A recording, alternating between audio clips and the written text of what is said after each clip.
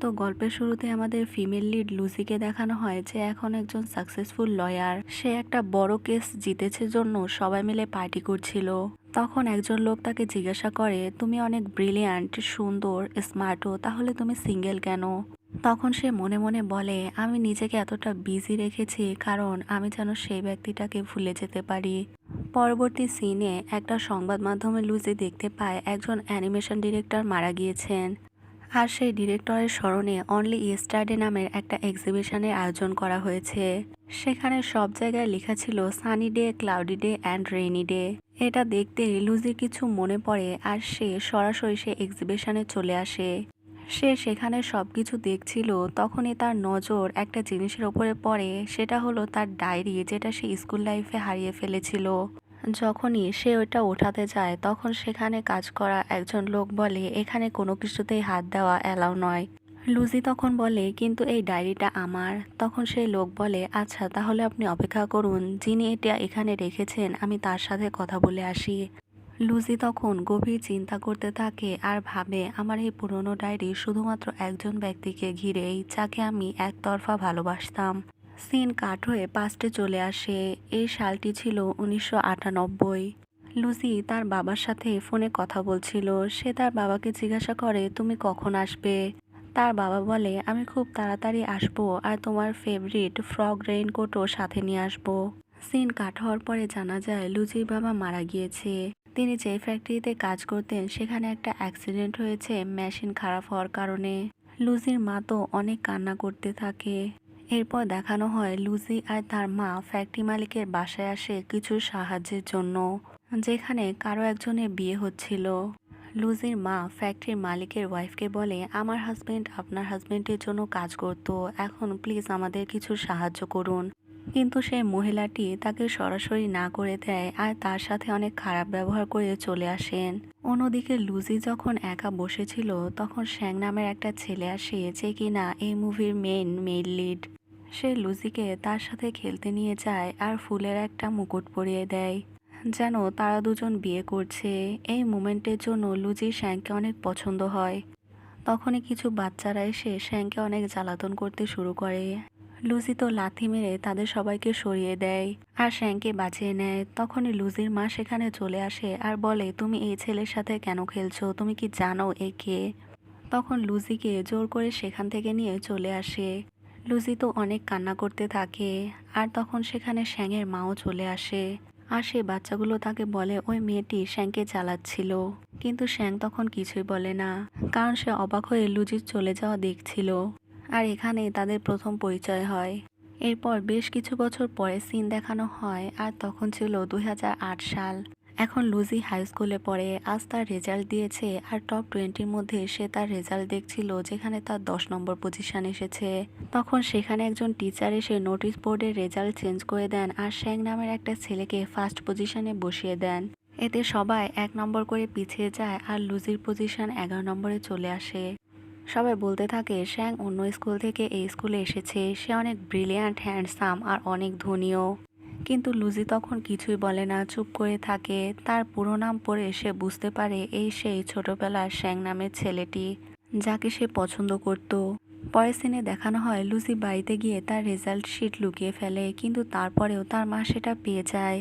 লুজির মা তার উপরে অনেক রেগে যায় আর বলে, তোমার পেছনে আমি এত টাকা খরচ করে টিউশন ফি দিচ্ছি, কিন্তু লেখাপড়ার প্রতি তোমার কোনো মনোযোগই নেই। তখন লুজি অনেক হতাশ হয়ে যায় আর বলে, একদিন আমি প্রথম হয়ে অবশ্যই দেখাবো। এরপরে আমাদের স্কুলে অ্যাসেম্বলি দেখানো হয়। লুজি দৌড়ে দৌড়ে আসছিল কারণ তার দেরি হয়ে গিয়েছে।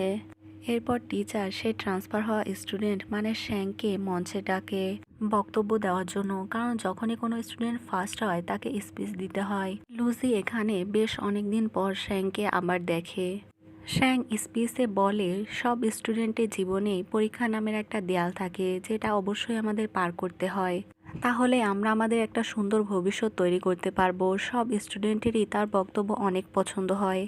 সবাই হাততালি দেয় আর লুজি এত সময় পরে তার ক্রাশকে তার স্কুলে দেখে অনেক খুশি হয়।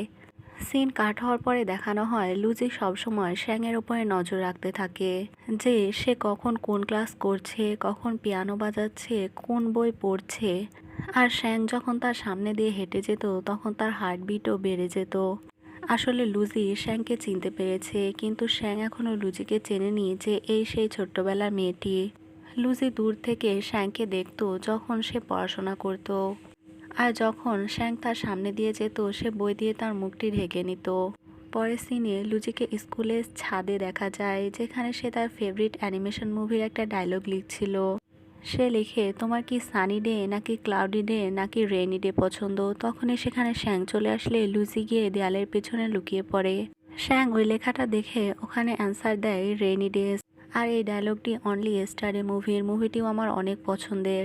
লুজি তো এটা দেখে অনেক খুশি হয়, সেভাবে শ্যাং আমার প্রশ্নের উত্তর দিয়েছে।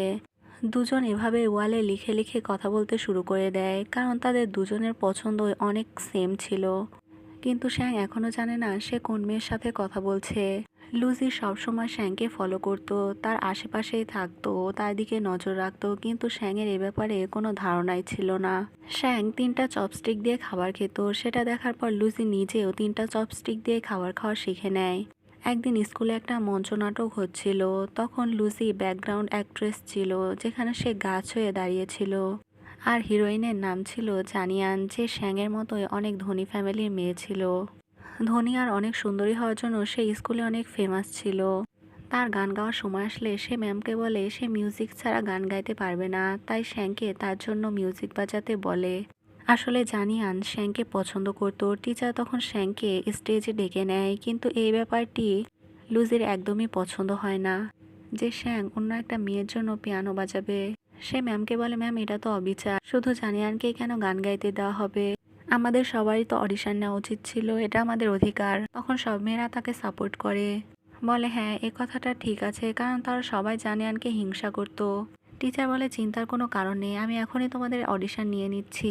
তিনি লুজিকে গান গাইয়ে দেখাতে বলেন। লুজি তো ফুল কনফিডেন্সে গান গাইতে চলে আসে, কিন্তু তার গান এতটাই খারাপ হয় যে সবাই হাসতে শুরু করে দেয়। লুজির খুব অপমান বোধ হয়, কারণ তার ক্রাশের সামনে তাকে নিয়ে হাসাহাসি করা হয়েছে। টিচার তখন লুজিকে পেছনে যেতে বলেন, আর লুজি পেছনে এসে তার মুখ লুকাতে থাকে। এরপর জানিয়ান গান গাইতে থাকে আর শ্যাং তার জন্য পিয়ানো প্লে করে।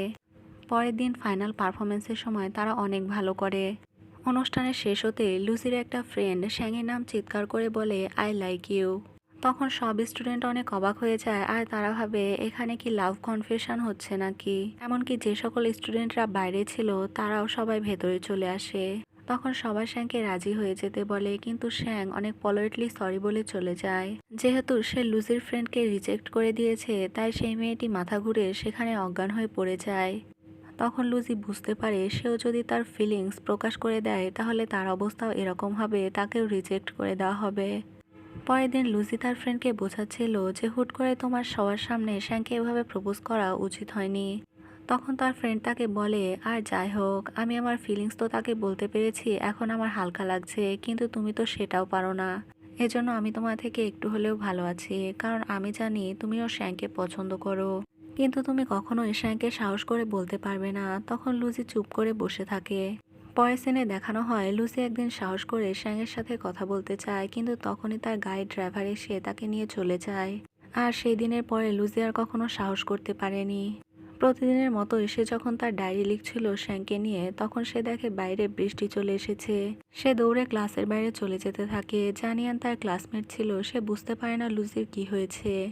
ছাদে আসার পরে লুসি দেখতে পায় বৃষ্টির কারণে তার আর শ্যাংয়ের বলা কথাগুলো সব মুছে গিয়েছে। এজন্য লুজি কান্না শুরু করে দেয়, আর তখন সেখানে শ্যাং চলে আসলে সে আড়ালে লুকিয়ে পড়ে।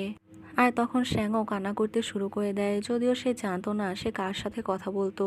এরপরেও সে ওই মেয়েটিকে পছন্দ করতে শুরু করে। লুজি ভাবে সে শ্যাংয়ের সামনে যাবে, কিন্তু তার সাহস হয় না, তাই তারা দুজন এভাবেই কান্না করতে থাকে। লুজি ক্লাসে এসে দেখতে পায় তার ডায়েরিটি হারিয়ে গিয়েছে। লুজি অনেক টেনশন করতে থাকে আমার ডায়েরিটি কোথায় গেল। তখন জানিয়ানকে দেখে মনে হয় সেই হয়তো ডায়েরিটি নিয়েছে। আর সেই ডায়েরির ভেতরে সবকিছু লেখা ছিল, যে শ্যাংয়ের কি কি পছন্দ কি কি অপছন্দ সবকিছু। আর লুজি শ্যাংয়ের সাথে ছাদে কথা বলতো সেই সবকিছু ওই ডায়েরিতে লেখা ছিল। প্রতিদিনের মতো লুজি যখন শ্যাংকে দেখতে আসে, সে দেখে এবার শ্যাংয়ের সাথে জানিয়ানও আছে। এখানে সে জানতে পারে এবার জানিয়ান শ্যাংয়ের গার্লফ্রেন্ড হয়ে গিয়েছে। আসলে জানিয়ান সেই ডায়েরি ইউজ করেছে। সে শ্যাংকে বলেছে সেই হলো সেই ছাদের মেয়েটি। যদিও এই ব্যাপার সম্পর্কে লুসির কিছুই জানা ছিল না, কিন্তু তার হৃদয় ভেঙে চুরে যায় আর সে অনেক কান্না করতে থাকে। স্কুলেও সবাই বলতে থাকে জানিয়ান আর শ্যাং পারফেক্ট কাপল, কারণ তারা দুজনের রিচ আর অনেক সুন্দর ছিল।